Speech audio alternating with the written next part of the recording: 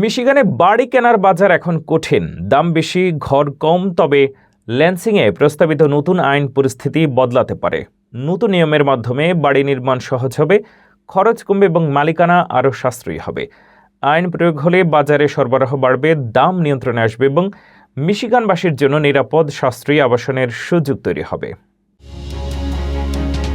মিশিগানে বাড়ির বাজারে ক্রেতাদের জন্য কঠিন সময় চলছে। উচ্চ মূল্য এবং সীমিত ঘরের সরবরাহের কারণে বাড়ি কেনা বেশ চ্যালেঞ্জিং হয়ে উঠেছে। তবে ল্যান্সিংয়ে সম্প্রতি প্রস্তাবিত একটি নতুন আইন এই পরিস্থিতি পরিবর্তনের লক্ষ্য নিয়ে এসেছে। আইনটি 2 পার্টি এবং 2 চেম্বারের আইন প্রণেতাদের সমন্বয়ে তৈরি করা হয়েছে এবং এর উদ্দেশ্য হল নতুন বাড়ি নির্মাণ সহজ করা ও বাজারে সরবরাহ বাড়ানো।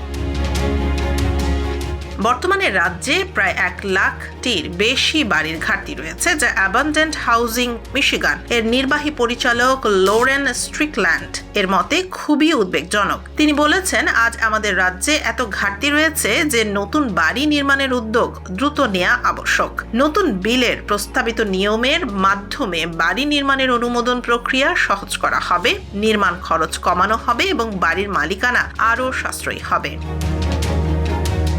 আইন প্রণেতারা মনে করেন, নতুন উদ্যোগের মাধ্যমে বাজারে চাহিদা ও সরবরাহের ভারসাম্য ফিরে আসবে। এতে ক্রেতারা সুবিধা পাবেন এবং রাজ্যের আবাসন সমস্যা উল্লেখযোগ্যভাবে হ্রাস পাবে। বিশেষজ্ঞরা আশা করছেন, নতুন নিয়ম প্রয়োগ হলে বাড়ির নির্মাণ বাড়বে, বাজারে ঘরের দাম নিয়ন্ত্রণে আসবে এবং দীর্ঘমেয়াদে মিশিগানবাসীর জন্য আবাসনের নিরাপত্তা নিশ্চিত হবে। এই আইন কার্যকর হলে রাজ্যে নতুন বাড়ির চাহিদা মেটানো সম্ভব হবে এবং বাজারে স্থিতিশীলতা ফিরে আসবে।